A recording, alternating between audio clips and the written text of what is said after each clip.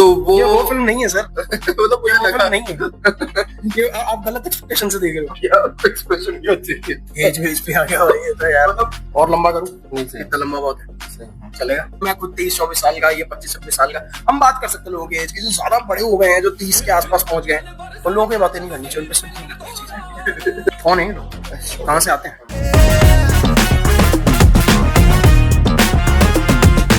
नमस्कार, मैं हूं आपका दोस्त गौतम कश्यप और ये हैं आप सबके चहेते आलेख रवि माथुर और हम हाजिर हैं एक बहुत अच्छी सी समीक्षा लेके एक बहुत ही बढ़िया मूवी का। बढ़िया मूवी इसलिए भी बोल रहे हैं क्योंकि बहुत सारे लोगों ने बढ़िया मूवी बोल दी है और जिन्होंने नहीं बोला उसका क्या ही फर्क पड़ता है। तो आप सबका स्वागत है गपशप विद माथुर एंड कश्यप पे।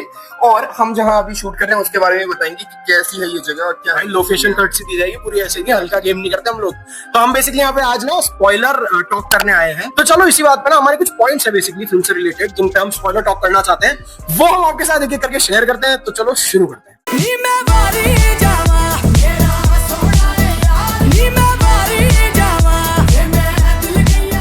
तो भाई कोई भी पॉइंट शुरू करने से पहले मैं सीधी बात में बता दूं कि फिल्म ने 1000 करोड़ पूरे कर दिए हैं ग्लोबल बॉक्स भाई ऑफिस मूवी 8 दिन के अंदर।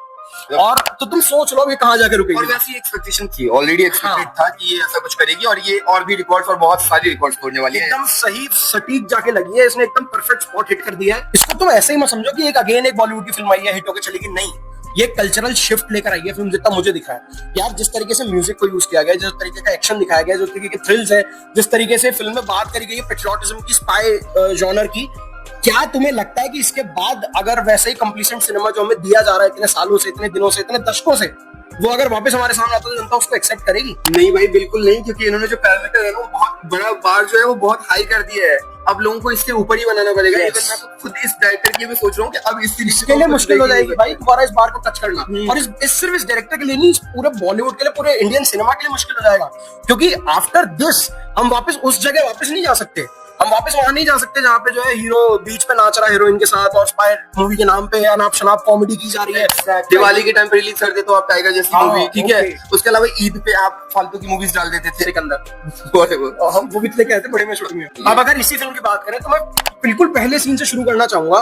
भाई जिस तरीके से जसकीरत सिंह रंगी की बैक स्टोरी को दिखाया गया है, कुछ लोग कह रहे हैं कि बहुत जल्दी निपटा दिया, बहुत फटाक से खत्म कर दी। मैं कहता हूँ भाई इतना ही काफी था। इससे ज्यादा उसको दिखाते ना तो फिर वो खिंचवी लगती। आपको वो जो दर्द दिखाया गया ना, जब उसको अपनी बहन पहली बार मिलती है, जब वो पूरे घर में चिल्लाता घूम रहा बहन कितने है मेरी, और फाइनली बहन मिलती है, वो जो दर्द है ना, वो जो गुस्सा है रणवीर सिंह की आंखों में, वो दिखा देता है कि इसने क्या कुछ सहा है। और इस मूवी की खासियत भी यही है कि जो एक्टर्स है ना, किसी को भी ऐसे नहीं लिया। हर एक्टर की जिसका बोलने का कोई सीन नहीं भी है ना, उसने भी उतनी ही छाप छोड़ी है, चाहे वो सौम्या टंडन हो, चाहे वो रणवीर सिंह की सिस्टर हो। सौम्या टंडन से तो मैं कंपैरिजन नहीं करूंगा क्योंकि उसका तो फिल्म में काटा ही है, लेकिन उसकी जो बहन बनी है ना, जो उसको मिलती है फाइनली पंप रूम में, भाई उसने उस जगह जो चीख मारी है ना, वो आपको दर्द पहुंचा देती है कि क्या कुछ सहा होगा इस लड़की। शोले से जो इसको कंपेयर किया जा रहा है ना, वो राइटली कंपेयर किया जा रहा है भाई, बिल्कुल जो फ्रेंजी है। क्योंकि मैंने बॉक्स ऑफिस का इंटरव्यू देखा था। अच्छा, मैं बॉक्स ऑफिस की बात नहीं कर रहा। बॉक्स ऑफिस तो ठीक है, दोनों फिल्मों का अपनी अपनी जगह, ऑल्दो इसका भी कहीं कम नहीं पड़ेगा। लेकिन बात यह है कि जो फ्रेंजी है, जो जनता के अंदर जोश भर गया ना फिल्म को देख के, वो बिल्कुल उस लेवल का। और जो कल्चरल शिफ्ट ये फिल्म ला रही है, जो कैरेक्टर्स को, म्यूजिक को, जिस तरीके से, मतलब एवरीथिंग यार, ये है उस लेवल की। अब मैं कंपेयर नहीं करना चाह रहा दोनों फिल्मों को, बट जो सच है वो सच है, जो फैक्ट है वो तो फैक्ट ही रहेगा ना भाई। ऑल्सो मैं यहाँ पे मेंशन करूंगा भाई जो गाना यूज किया है, भाई प्यार करने वाले, बहुत जबरदस्त। मतलब वो सीन और वो गाना सिचुएशन, मतलब और उसकी लिरिक्स एक्चुअली मैच कर रहे हैं। और वो ऐसे ही नहीं है। तुम उस फिल्म को याद करो, दिल मूवी का एक गाना है, वहां पे भी वो भाग रहे थे किसी से, एग्जैक्टली तब आता है गाना। यहाँ पे भी तभी लगाया गया गाना। सच बताऊं, जो सिचुएशन है ना, उसमें आप गाने की लिरिक्स जाके देखना, वो मैच कर रहे हैं, भले गाना कैसा भी हो। वो चाहे लव स्टोरी का सेट होगा ना, लेकिन जो सिचुएशन यूज करी है ना, वो बिल्कुल वही करी थी उस गाने की। तो भाई कट्टू जो ये वापस लेकर आता है लियारी में, कि भाई लियारी में गैंग वॉर शुरू हो गया है, उजैर बलोच को गद्दी पे बिठा दिया रहमान बलोच की, एंड रहमान बलोच को एक फाइनल टाटा गुड बाय कर दिया है। एक सिर्फ झलक देखने को मिलती है शकन्ना की। और उसके बाद एक सीक्वेंस आता है जहाँ पे ना हमजा और आलम भाई वॉशमावट कैफे में बैठे हुए हैं, और वहां पे बैकग्राउंड में क्या चलता है, हमें बेकसी ने मारा, किस किस का नाम लूं मैं। और तब भी वो उससे यही पूछता है कि भाई आप कहाँ से हैं, आपका घर कहाँ है, और वो तब भी नहीं बताता, बोलता बताएंगे कभी फुर्सत में। अच्छा, इसके बाद ना मोदी जी का सीन आता है कि वो मोदी जी जो है पीएम बन गए। एग्जैक्टली, वो शपथ ग्रहण करने का वो सीन इन्होंने कैप्चर किया है, जो भी रियल फुटेज होगा वहां से। और उनके बारे में बात हो रही है कि तुम तो बोलते थे कि हमारी वाली आएगी, आ गया और जल्दी आया तो फिर बंद कर दिया है, ये वाला सीन आता है। वहां पे फिर बड़े साहब वाला सीन आता है। फाइनली में बताया जाता है कि बड़े साहब दाऊद इब्राहिम साहब हैं, और दाऊद इब्राहिम साहब भी क्या बोल रहा हूँ, दाऊद इब्राहिम है। और दाऊद इब्राहिम को ही अच्छे से मेंशन भी किया जाता है, जो कि हमारी बॉलीवुड फिल्म में खास करके डरती थी नाम लेने से। उनको अच्छे से मेंशन किया गया, दिखाया गया, फोटो दिखा दिए, फोटो पुरानी वाली जो इंटरनेट पे सबसे ज्यादा चलती है वो भी दिखा दिया कि भैया यही है देखो, और बोल भी दिया बम्बे वाले। हाँ। इसके बाद जो मेरा नेक्स्ट पॉइंट है वो है भाई जीजा जी की वापसी। यहाँ पे बहुत टाइट है पिक्चर। वो जो टेंशन बिल्ड करनी थी ना पिक्चर को कि भाई उसके जीजा जी लौट आए हैं, जीजा जी उसको पहचाने हैं कि नहीं उसको नहीं पता है, उसको पहचानने नहीं देना है खुद को, दोनों में इंटरेक्शन भी हो रही है भाई, वो बहुत सॉलिड सीक्वेंस है। कार वाला भी एक सीन है, एक उसके बाद एक वो दुकान भी जाते हैं वहां भी एक सीन है, और फिर फाइनली वो जो उसके घर पे आके पार्टी होती है वहां भी एक सीन है। टेंशन इतनी जबरदस्त बांध रखी है पिक्चर ने कि मैं क्या बताऊं, वो बहुत इंटरेस्टिंग। और जीजा जी ने भी रख रखा था कि भाई बता नहीं रहा पहचान है कि नहीं, और डायरेक्टर साहब ने सोचा था कि इनको इंटरवल के बाद पहले और इंटरवल पॉइंट पे जो उसने खोला है ना कि घर की याद नहीं आई तुझे, जस्सी बहुत कोल्ड वो है ये इंटरवल पॉइंट। अगर आप देखो तो बाकी फिल्मों में ना ऐसा होता है कि अब फाइट सीक्वेंस आएगा या फाइट सीक्वेंस चल रहा है या कोई बहुत बड़ा रिवील हो गया है, ये तो बहुत बड़ा रिवील नहीं था, लेकिन जिस तरीके से खोला गया है इसको, जिस तरीके से फिल्म में दिखाया गया ना वो बहुत जबरदस्त था भाई। वो बहुत ही कोल्ड था लेकिन बहुत जबरदस्त इंटरवल पॉइंट था, और फूंके निकल गई थी लोगों की। जितनी बार मैंने थिएटर में देखी मैं हर बार ये चीज नोटिस कर रहा हूँ, लोगों की फूंके निकल गई सीन पे, ये क्या देख लिया हम लोगों ने। और फिर भाई जिया जी का होता है मर्डर, और वो जो सीक्वेंस है उसके बाद वो बाहर जाता है, पूरी बोतल खाली करता है, पीछे बज रहा है बाजीगर में बज रहा है। उस टाइम पे मुझे ये लगा था कि क्या करके आया है, मतलब ये तो देख लिया कि वो खत्म मर्डर कर दिया, लेकिन उसके बाद ये पी रहा है, ये डांस कर रहा है, तो वो मतलब समझ नहीं आ रहा था। लेकिन उसके बाद जो सीक्वेंस है आलम वाला, हाँ वो भी ट्विस्ट भाई, वो इतना बढ़िया सीन बांधा है, इतना इमोशनल है वो। आलम को वो मार देता है। अच्छा वहां पे ना एक बहुत स्मार्टली एक चीज रखी है, लोगों को लगा कि बाद में ना संजय दत्त और उसका जो बंदा होता है ओमर, उनके कन्वर्सेशन से यलीना को ये शक हो रहा है। नहीं, यलीना को शक पता कहाँ होता है, आप फिल्म दोबारा देखना, एक सीन में ना जब यलीना उसको ध्यान से देख रही होती है कि भाई ये तो वॉशरूम में था, पर इसके कान से खून बह रहा है रणवीर सिंह के, इसके कान पे खून कैसे आया जब ये इस जगह पे था ही नहीं, जब ये लड़ाई में थी, वो बहुत ध्यान से देख रहे होते, तो वहां एक्चुअली शक बैठता है उसको। और शक तो क्या सबको उसी जगह हो जाता है कि भैया इसने मार कैसे दिया आलम को, इतनी बड़ी बेवकूफी कैसे कर गया है। और वहां पे जो भाई फ्लैशबैक में जो डायलॉग था गौरव खेरा का कि एक बरेली के चोर को आज देश के लिए बलिदान देने का मौका मिला है, कोई याद रखे ना रखे तुम जरूर याद रखना। और उसके बाद वो वापस वही वॉश ओवर कैफे पे जाता है चाय पीने, और यार व्हाट अ सीक्वेंस मैन। ये फर्क पड़ता है कास्टिंग डायरेक्टर का। मुकेश छावड़ा ने जबरदस्त काम किया डेफिनेटली। यहाँ पे ना कास्टिंग डायरेक्टर का दिमाग चलता है कि आपको इन्फ्लुएंसर्स को नहीं लेना है हर कहानी में ना, वो नहीं चाहिए कि भाई इसके लाइक ज्यादा इंस्टाग्राम पे इसको ले लो, नहीं, आपको जेन्युइन एक्टर्स चाहिए, आपको वो चाहिए जिनकी शक्लें मिलती हो, आपको वो चाहिए ऐसी पर्टिकुलर कहानी में जो उस रोल को खींच सके। गौरव गेरा खींच सका उस रोल को, राकेश बेदी खींच सका, खींच सकी। एक और चीज मैं बताऊंगा आली कि मैं ना सौम्या टंडन का इंटरव्यू देख रहा था और उसने बताया कि उसको पता था कि उसका रोल इतना ही होने वाला है, एंड वो मूवी देखने भी नहीं जाने वाली थी क्योंकि उसको लगा था फर्स्ट धुरंधर की बात कर रहा हूँ। उसने सारे फ्रेंड्स को बोल दिया तुम जाके देख लो, मैं नहीं देखूंगा, मेरा तो छोटा सा रोल है, अगर तुम एक्सपेक्टेशन के साथ जा रहे हो। लेकिन क्योंकि वो वायरल हो गई एक हफ्ते में, उसका जो भी होता भाई इम्पैक्ट। अभी हम जिस सीन की बात कर रहे हैं आलम सोडा वाले की सीन की, दूध सोडा वाला जो उसका सीन था पहला उसकी एंट्री का, वहां से लेके जो डेथ सीन है उसका, और उसके बाद भी जैसा कि मैंने बताया वो चाय पीने जाता है रणवीर सिंह उसके बाद, और एक कप आगे रखता है एक कप खुद पीता है, उस सीन का इम्पैक्ट है भाई। वो इम्पैक्ट इतना जबरदस्त छोड़ा है ना गौरव गेरा ने कि मैं तुम्हें क्या बताऊं।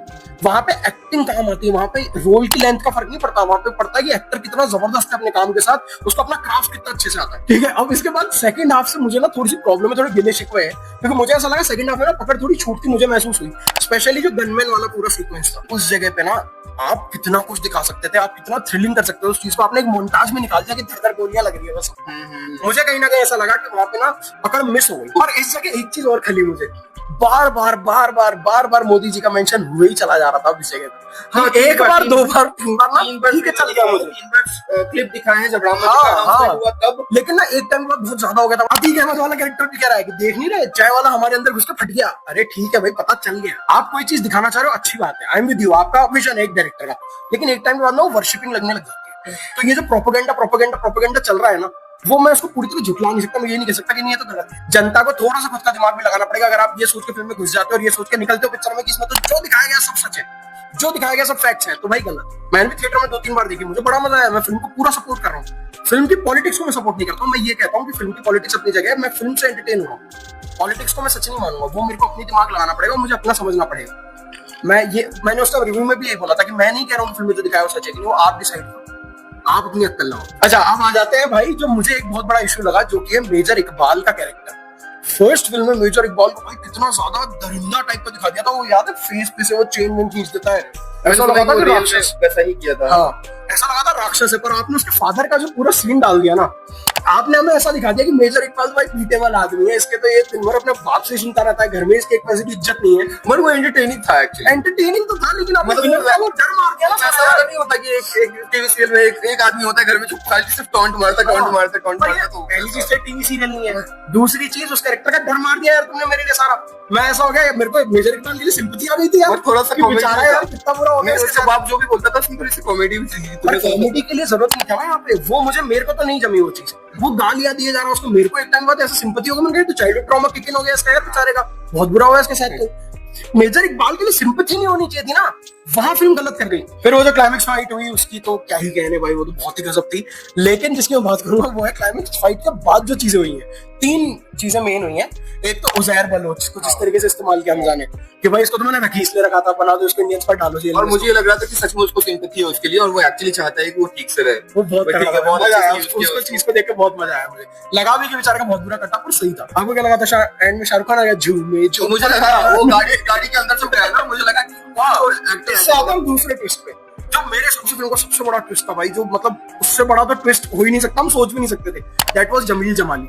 अब जिसको तो ये नहीं पता था, हम जैसों को जिन्होंने शुरुआत में देख ली, उनके लिए तो मैं क्या ही बताऊं तुम्हें कि क्या हुआ है। चीखे निकल गए लोगों की थिएटर में। एक तो वैसे राकेश बेदी खा गया था सबको पार्ट 1 में, पार्ट 2 में भी उसका काम बहुत जबरदस्त था, लेकिन क्लाइमेक्स में जो राकेश बेदी साहब के साथ किया गया है, ओहो। और सीटी ताली बजने लगी भाई थिएटर में, हमने एक्सपीरियंस किया है। बहुत मतलब लोगों को बहुत मजा आ रहा था उसको उस कैरेक्टर में देखी कि भाई ये भी स्पाई निकला। जो एंड में किया है कि ये भी स्पाई है, और दाऊद भाई की बेड रिटर्न इन्होंने ही करा है। वो बहुत तगड़ा था भाई, तिरछी टोपी वाले जो वहां बजा है और दाऊद भाई के साथ जो हुआ है, आहा स्वाद आ गया भाई, स्वाद आ गया। और उसके बाद जो फाइनली गए हमजा जी वापस गए और वो जसकीरत सिंह रंगी बने इंडिया में जाके, तो एक वहां पे वो भी महसूस हुआ यार। वहां पे एक सीन था जहाँ पे ना जमील जमाली वो कार पे यूं हाथ रख के खड़ा हुआ और उसको जाते हुए देख रहा हमजा को, तो कहीं ना कहीं वो भी महसूस हुआ कि इस बंदे के अंदर भी तो होगी यार कि कभी मैं भी शायद मर जाऊं।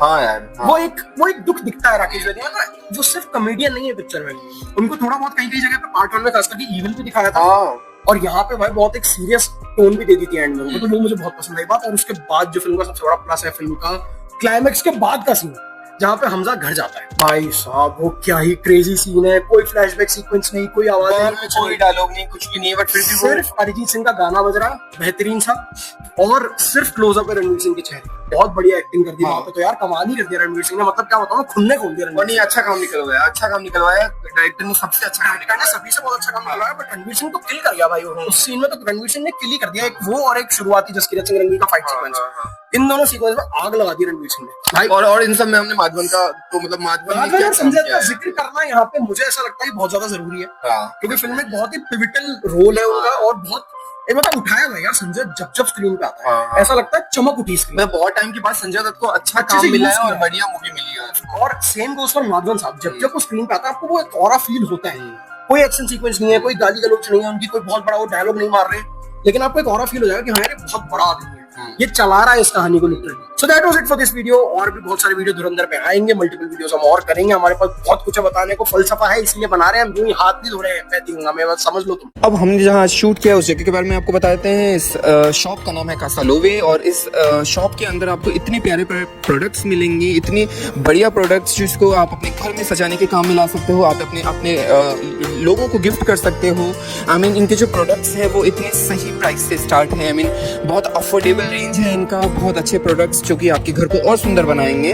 आपको आना है बिल्कुल जगतपुरा फाटक के पास जेटीएम बिल्डिंग है, और जेटीएम बिल्डिंग में ग्राउंड फ्लोर पे ये शॉप है। अगर आपको हमारी कोई बात पसंद आई हो तो वीडियो को लाइक कर दो, अगर आप कुछ कहना चाहते हो इस बारे में तो कमेंट कर दो, और वीडियो को शेयर करो, चैनल को सब्सक्राइब करो। और डेफिनेटली अगर आपको बात नहीं भी पसंद आई हो, डेफिनेटली बोलती है ऐसे यार, अगर आपको बात नहीं भी पसंद आई हो तो प्लीज कमेंट बॉक्स में आप अपनी राय आके बताएं कि आपको कैसी लगी मूवी, आपके क्या विचार हैं इस मूवी के बारे में, या इस मूवी के अंदर जो पॉलिटिक्स दिखाया गया उसके बारे में। चलिए मिलते हैं आपसे बहुत जल्दी। जय Shri Ram, Vande Mataram. Or is it all destiny? Destiny don't lie to me.